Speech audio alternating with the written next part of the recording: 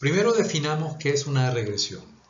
La regresión es una forma de modelado estadístico que intenta evaluar la relación entre una variable, denominada variable dependiente, y una o más variables denominadas independientes. Es una forma de análisis global, ya que solo produce una sola ecuación para la relación. Es un modelo para predecir el comportamiento de una variable a partir de otras.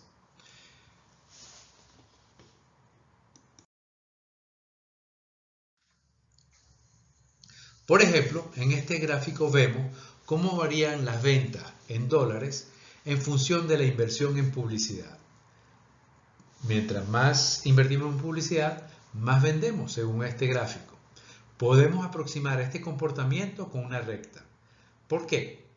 Porque esto nos podrá ayudar a predecir el nivel de venta para cualquier monto invertido en publicidad dentro del rango estudiado, en principio.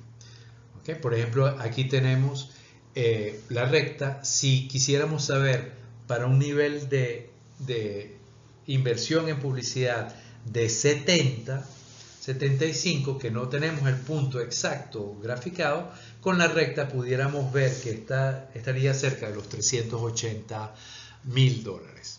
¿Okay?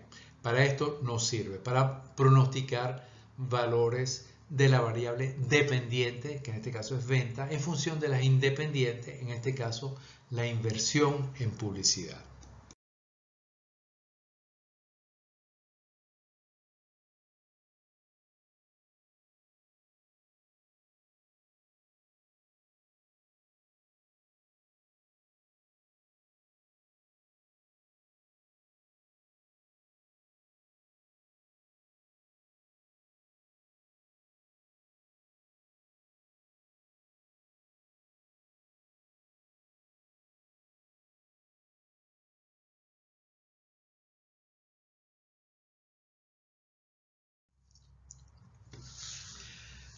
La variable dependiente, lamentablemente, no siempre es explicada por una sola variable independiente. Por ejemplo, en el caso del valor de una casa, su valor no solo lo da su superficie, sino también entra en consideración otros factores, como el número de habitaciones, baños, zona, etcétera, etcétera. Igual, en el caso anterior, no creo que las ventas dependan solo de la inversión en publicidad. También hay otros factores: el número de vendedores, número de distribuidores, la capacitación de los vendedores, los programas de marketing, etcétera, etcétera. Hay normalmente muchos factores que inciden en las variables dependientes. Volvamos a nuestro ejemplo de bienes raíces. Asumamos que contamos con los datos de ventas recientes de viviendas en una determinada zona. Tenemos el precio de venta en dólares. Sería la variable Y, que es la que queremos predecir. Es nuestra variable dependiente. Tenemos también los datos para cada vivienda que se vendió, el área, la superficie en metros cuadrados, cuántos pisos tiene, cuántas habitaciones tiene, cuántos baños, y para 15 condominios seleccionados al azar en diferentes zonas. Los datos los podemos ver en la lámina siguiente. Estos son los datos que incorporaremos al programa que nos determinará la ecuación lineal que más se ajusta a los mismos. Ese programa puede ser un SPSS o un simple Excel que tiene la capacidad de hacer regresiones lineales múltiples.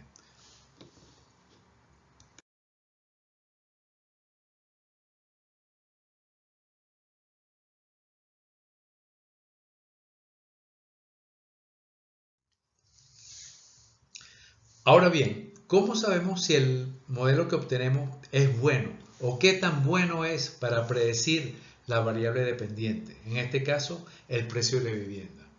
Porque vamos a basar nuestra recomendación en función de este modelo.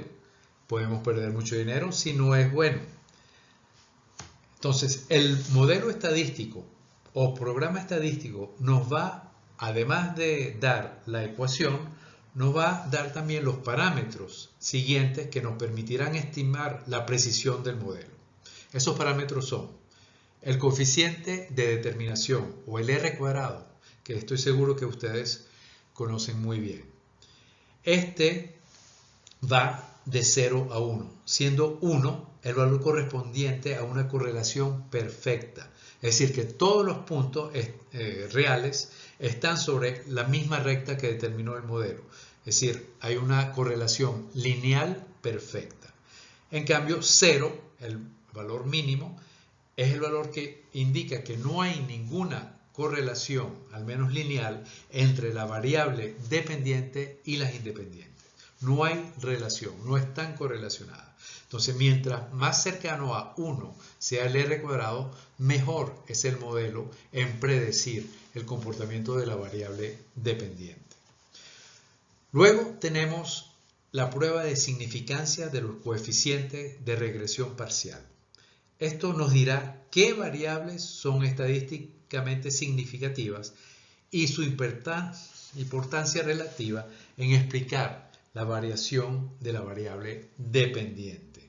Esto nos va a permitir jerarquizar estas variables independientes y saber cuál incide más en la variación de la dependiente. Finalmente, tenemos el análisis de varianza y la prueba F, que nos dicen qué tan bueno en su globalidad es el modelo. Es un dato adicional. Todos estos parámetros serán analizados durante el curso.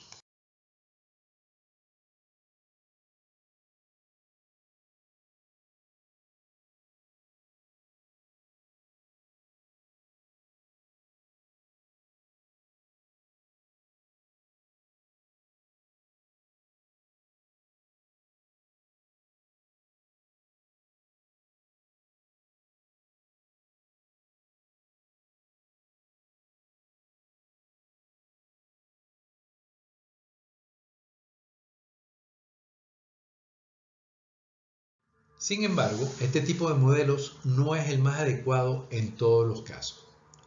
Por ejemplo, si vemos en este gráfico cómo se comporta la variable impago, que es el hecho de que un cliente esté moroso o no y que toma dos valores, 0 o 1, 0 si no es impago, es decir, si está al día con sus deudas, y 1 si es impago, si está moroso, vemos que sí puede haber una relación entre la edad y el ser impago, pero esa relación no necesariamente es lineal, no es necesariamente una recta.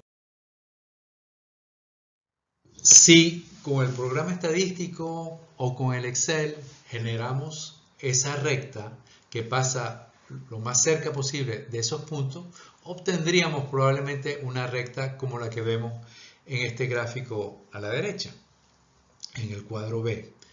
Una recta que pasa cerca de todos esos puntos y a lo mejor tiene unos indicadores aceptables. No lo creo, pero a lo mejor un R cuadrado correcto, unos niveles de significancia correctos, pero tiene varios inconvenientes. El principal es que si nos apoyamos en esta recta para predecir la probabilidad de que un cliente nuevo que nos da su edad y lo colocamos en esta ecuación, nos puede dar la probabilidad de impago. Esta puede ser superior a 1, es decir, más de 100% de probabilidad de que sea impago, lo que cuesta entender una probabilidad de 125 o 142% de impago, ¿qué significa? Y hasta por el otro lado podemos tener probabilidad de que sea negativa, pues de que sea impago. Eso tampoco tiene ningún sentido lógico, nada que ver con la realidad. Por lo tanto, para este tipo de variables binarias, es decir, que son 0 o 1, necesitamos otro tipo de modelo. Uno de los modelos que se utiliza, que es mejor que el que tenemos ahí, es el de la regresión logística. Tiene un comportamiento como el que vemos ahí. Es una curva en S, como el que vemos en el recuadro C. tiende a 0 por la izquierda y tiende a 1 por la derecha. Es decir, nunca va a tener valores negativos y nunca va a tener valores superiores a 1. Y todos los valores intermedios nos van a indicar la probabilidad de que un cliente de una edad determinada sea una persona morosa o no, que sea impago o no en el futuro.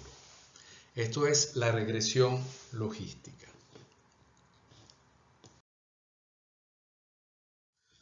Al igual que para la regresión lineal, en las regresiones logísticas puede haber múltiples variables independientes, ya que, como bien suponemos, existen seguramente otras variables, consideraciones, además de la edad, que pueden incidir en la probabilidad de morosidad de un cliente. Entonces podemos incluir varias variables independientes.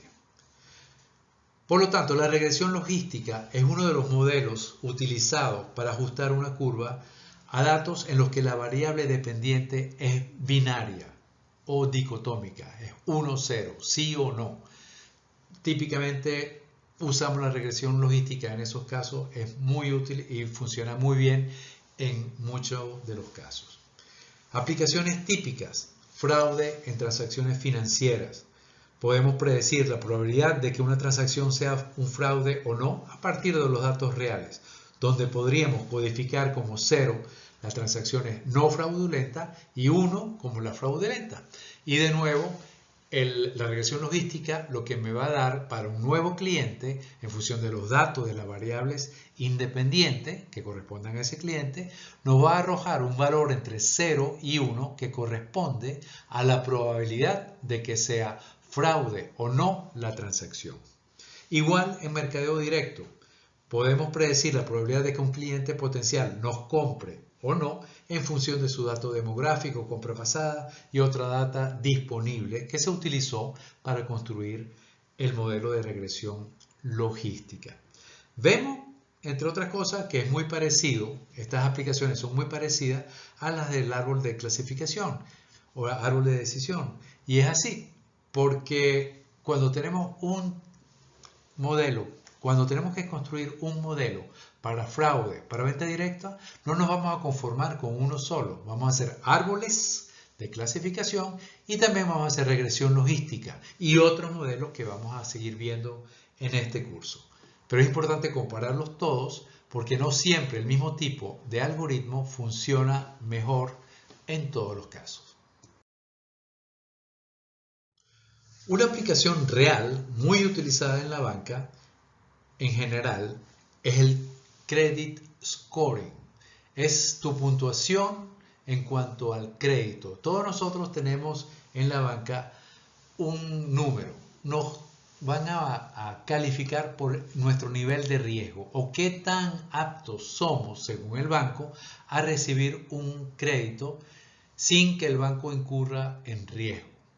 Es un método cuantitativo utilizado para predecir la probabilidad de que un aspirante a un crédito no sea un buen pagador.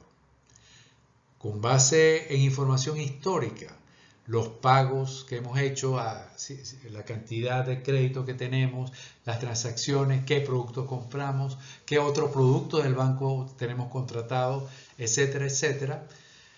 Los datos demográficos, la edad, el sexo, el trabajo, el ingreso, nivel socioeconómico y otro dato que tengamos disponible, si es socio de un club o no, etcétera, etcétera, si tiene estudios universitarios. Mientras más cantidad y variedad de datos, mejor. El sistema va a detectar de esos datos cuáles son los relevantes estadísticamente y descartar a los demás. Entonces construimos un modelo, bien sea con la regresión logística o con el árbol de clasificación o con los modelos que veremos adelante, y ese modelo lo que genera es un número entre 0 y 1 para cada cliente del banco que está en la base de datos. Ese número entre 0 y 1 representa el riesgo del cliente y eso es lo que es el credit scoring también.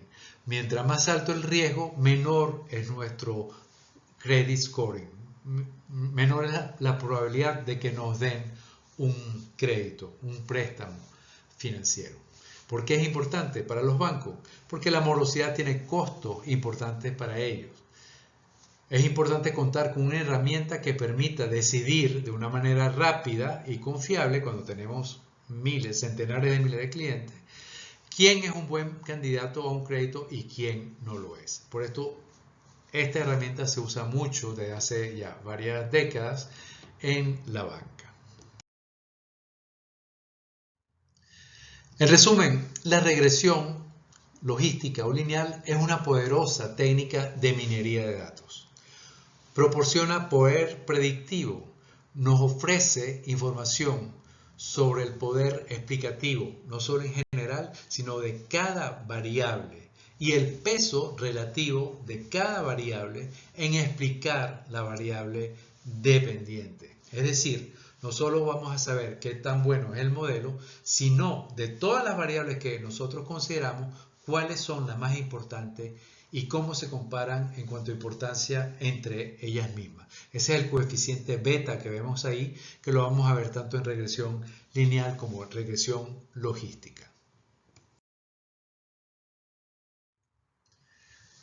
El gráfico que vemos a continuación ilustra las medidas de precisión de los modelos, no solo de los modelos de árboles de clasificación o de decisión, de regresión, sino de básicamente todos los modelos de aprendizaje supervisado, ¿okay? Donde conocemos la respuesta y podemos comparar la predicción con la realidad, ¿okay?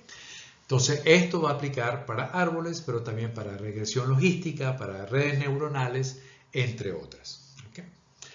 ¿Cómo es el proceso? Tenemos a la izquierda la data que tenemos disponible para hacer el estudio. Esa data se divide normalmente en dos grupos.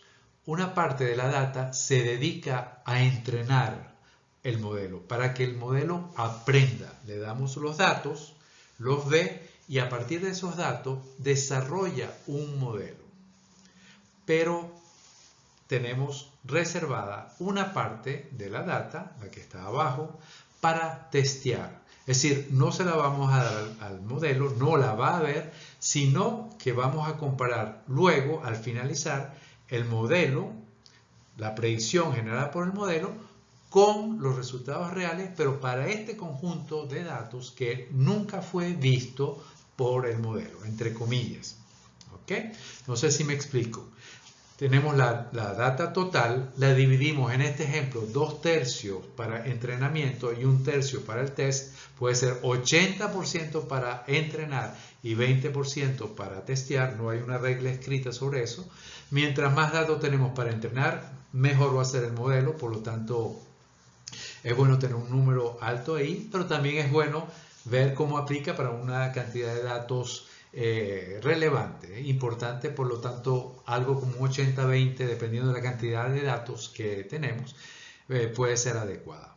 Entonces, repito, dividimos la data, eso es lo que se llama partitioning en inglés, o se particiona la data, se divide la data en una parte para entrenar y otra parte para testear el modelo. Con la parte de entrenamiento se desarrolla, se hace el modelo. Lo que vamos a hacer nosotros en clase es, le damos esa data a un modelo, a un algoritmo, él aprende, él genera su modelo y le aplicamos ese modelo a ese tercio de datos que nunca fueron vistos por el modelo. El modelo va a asignar una predicción. Este es fraude, este no, por ejemplo. Este es un comprador y este no, según otro ejemplo. Y luego vamos a ver de todas las predicciones cuántas fueron acertadas, cuántas fueron correctas. ¿Ok? Y esto es lo que genera la tabla que vemos a la derecha, que nos permite medir la precisión del pronóstico. ¿Cuántos casos que eran positivos en realidad fueron detectados como positivos, fueron pronosticados como positivos por el modelo? ¿Cuáles fueron los que eran positivos pero fueron pronosticados como negativos por el modelo? Y lo mismo para los negativos. ¿Cuántos negativos fueron identificados o pronosticados como negativos? Es decir, ¿cuántos acertaste en ese caso? ¿Y cuántos fallaste al decir que era negativo cuando en realidad era positivo? Como oirán, esto es algo un poco confuso y de hecho la matriz que ustedes ven ahí se llama la matriz de confusión.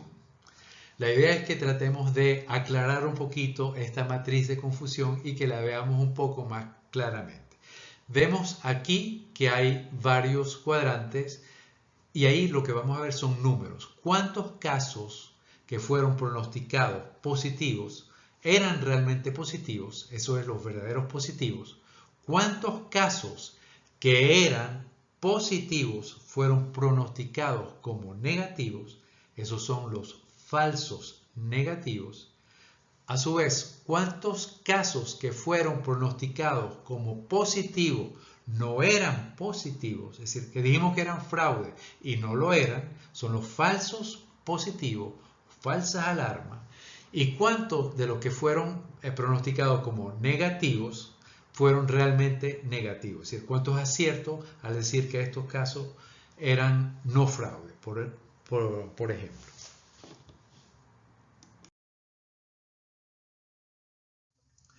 Además de la matriz de confusión que vemos de nuevo acá, necesitamos calcular ciertos indicadores para ver qué tan preciso es el modelo. Los principales indicadores están aquí listados y los vamos a ver uno por uno en las siguientes láminas. El primero es el PCC o es el porcentaje correctamente clasificado. Este se calcula dividiendo la suma de los verdaderos positivos y verdaderos negativos sobre el total de casos. ¿Ok? Es decir, todos los aciertos sobre el total de casos. Bastante sencillo este indicador.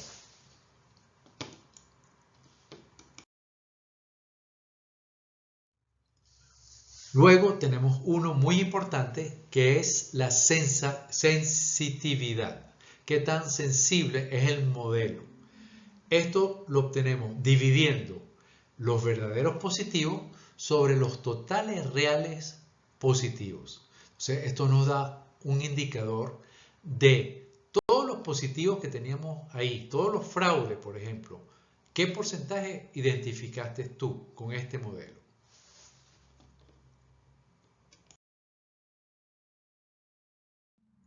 Similarmente, o de manera opuesta, si queremos, tenemos la especificidad del modelo. Aquí lo que queremos ver es qué tan bueno es este modelo para identificar los negativos, los verdaderos negativos. Por eso dividimos los verdaderos negativos sobre los total negativos, sobre el total de casos negativos reales que había en la muestra. En otras palabras, de todos los negativos, ¿qué porcentaje me identificaste tú correctamente? Otro indicador muy utilizado es la precisión de este modelo. Esto, como vemos, es el resultado de dividir los verdaderos positivos sobre todos los pronosticados como positivos. En otras palabras, de todo lo que tú me dijiste que iban a ser positivos, realmente qué proporción fueron positivos. ¿Qué tan bueno eres tú al decirme que un caso es positivo? De lo que tú me dices que es positivo, ¿qué porcentaje realmente lo es en promedio?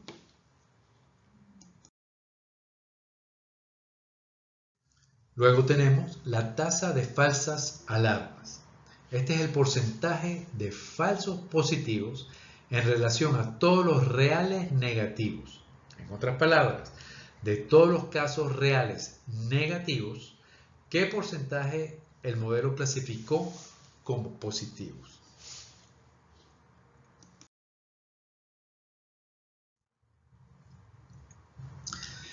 El error tipo 1 es el porcentaje de casos falsos positivos calculado sobre el total de casos. Es decir, del total de casos que había, ¿cuántas veces te equivocaste al decir que eran positivos. Similarmente,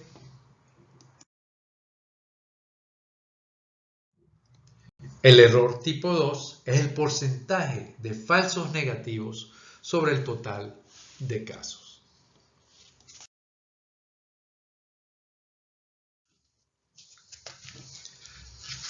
Aquí tenemos unos ejemplos que me gustaría que ustedes lo hicieran en casa y discutiéramos la próxima vez los resultados. Calculen con las fórmulas anteriores los indicadores que vimos, es decir, especificidad, falsa alarma, sensitividad, precisión, error tipo 1, error tipo 2 y compárenlos y me digan cuál es mejor. Y quizás no siempre uno es el mejor para todas las aplicaciones. Por ejemplo, si lo que necesitamos es identificar fraude, ¿cuál utilizaríamos? O la falla de una máquina. O la respuesta a una campaña de venta directa, ¿me va a comprar o me va a comprar? O diagnosis de una enfermedad mortal. ¿Cuál de estos test escogeríamos y por qué? Eso lo podemos discutir en la próxima clase.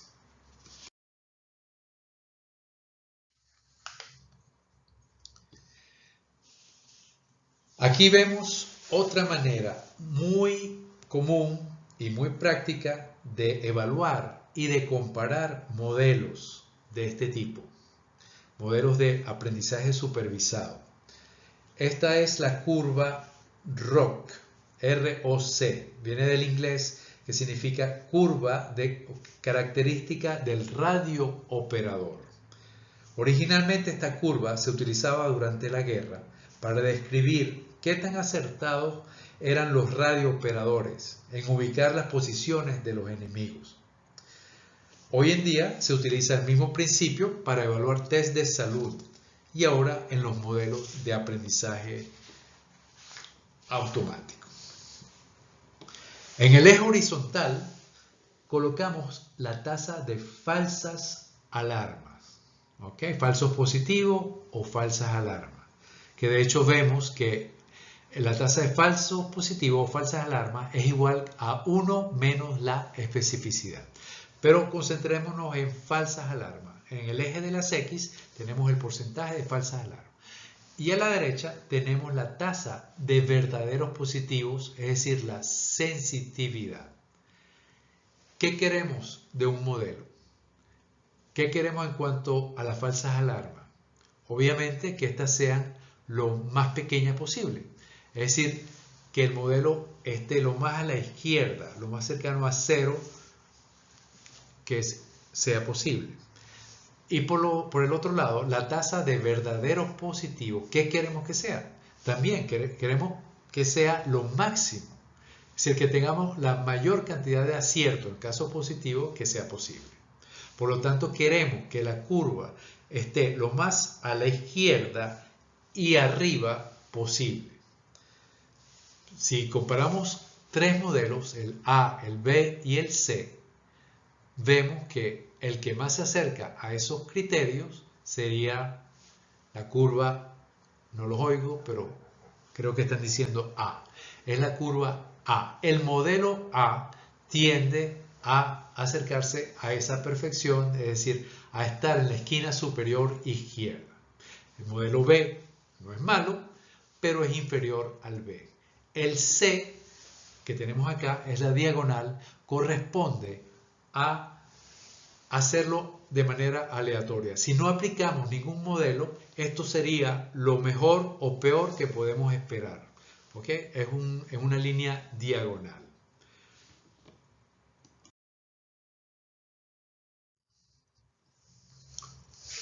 Otra curva que se usa mucho es la curva de ganancia. En este caso, la ganancia acumulada o lift acumulado, ¿no? En inglés lift, en español ganancia o mejora.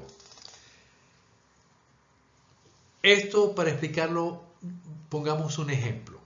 Imaginemos el caso de una campaña de mercadeo directo en la cual se tiene la base de datos de 1000 clientes. Aplicando varios modelos a la data de entrenamiento, alimentada con datos de campañas anteriores, generamos 3 modelos distintos: el verde, el rojo y el azul. El azul, como vimos, igual que en el caso de Rock, no es un modelo en realidad, sino es hacer la campaña enviando de manera aleatoria la oferta. Es decir, a todos los clientes tomamos una muestra de clientes aleatoria y vamos a tener una tasa de respuesta. ¿Ok?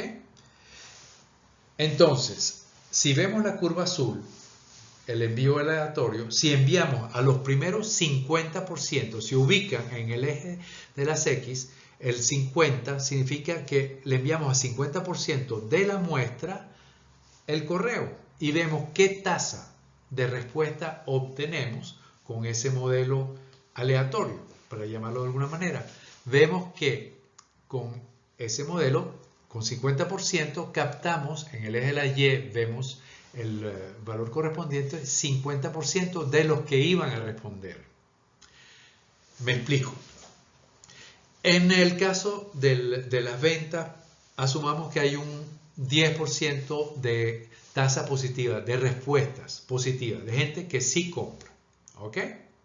O si es el caso de fraude, que hay un 5% de fraude en toda la base de datos. Si nosotros hacemos un muestreo aleatorio, vamos a capturar con 50% de la muestra un 50% de los casos que eran positivos en nuestra muestra. No sé si me siguen ahí. Es aleatorio. Al tener 30% de la muestra, vamos a capturar también 30% de los casos reales positivos. Con 80%, si lo hacemos aleatorio, vamos a capturar 80% de los casos reales positivos. En cambio, con el modelo verde que tenemos, si vemos en el eje de las X 20%, por ejemplo, o el 30%, que es más fácil, con 30% en el eje de las X, es decir, si ordenamos a todos los clientes por la probabilidad que nos da el modelo de que sea un fraude, que sea un moroso, es decir, que sea un positivo, agarramos el 30%, el primer 30%, vamos a obtener, en este caso ideal, tendríamos un 100% de todos los casos positivos reales. En el caso del modelo rojo, con ese mismo 30%, capturaríamos un 63-64% de todos los casos positivos. Espero que me hayan seguido en esta explicación. Hagamos otro ejemplo porque quizás no es tan fácil. Si vemos solo el modelo rojo y el azul, en el caso de 60%, si lo hacemos aleatorio, si le hacemos un envío aleatorio a 60% de la muestra, vamos a capturar el 60% de los casos reales positivos que hay en nuestra base de datos. Pero si lo hacemos con el modelo rojo, con ese 60% estaríamos capturando cerca de un 88% de todos los casos positivos. Es decir, mucho más efectivo que hacerlo de manera aleatoria. Esta es la curva de ganancia que espero que hayan captado.